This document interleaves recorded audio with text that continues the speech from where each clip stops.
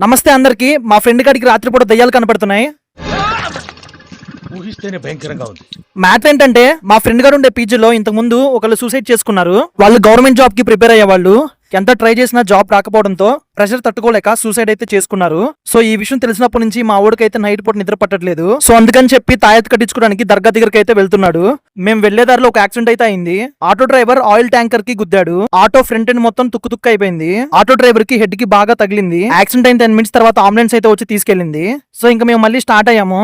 ఇంకా అలా ఒక 30 మినిట్స్ ట్రావెల్ చేసిన తర్వాత దర్గా దగ్గరికి అయితే రీచ్ అయిపోయాము. ఇదే ఫస్ట్ టైం నేను దర్గా దగ్గరికి రావడం. గుంటూరు డిస్ట్రిక్ట్ లో ఈ దర్గా చాలా ఫేమస్. ఎందుకంటే దయ్యాలు భూతాలు పట్టిన వాళ్ళని ఇక్కడ వదిలిస్తారని చెప్పి అందరూ నమ్ముతూ ఉంటారు. మసీద్ లోపలికి వెళ్లే ముందు అందరూ కాళ్ళు చేతులు కడుక్కొని లోపలికి వెళ్తారు. సో ఇంకా మేము కాళ్ళు చేతులు కడుక్కొని అయితే లోపలికి అయితే వెళ్ళాము. లోపల షూట్ చేయడానికి కుదరలేదు. ఎటు చూసినా జనాలే ఉన్నారు. దయ్యం పట్టిన వాళ్ళని కాళ్ళకి చేతులకి తాళ్లు కట్టి స్తంభానికి అయితే కట్టేశారు. ఫస్ట్ టైం నేను ఇది ఎక్స్పీరియన్స్ అయ్యాను. సో ఇంకా తాయెత్తులు తీసుకొని రిటర్న్ అయితే స్టార్ట్ అయ్యాము.